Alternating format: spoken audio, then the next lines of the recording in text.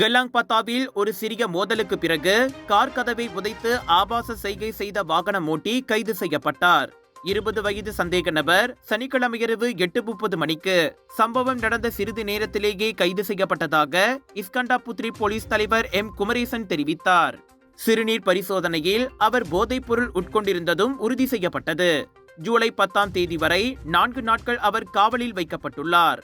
முன்னதாக வைரலான வீடியோவில் பாதிக்கப்பட்டவர் தனது காரில் அமைதியாக அமர்ந்திருப்பதையும் சந்தேக நபர் ஓட்டுநரின் கதவை மீண்டும் மீண்டும் உதைப்பதையும் காண முடிந்தது.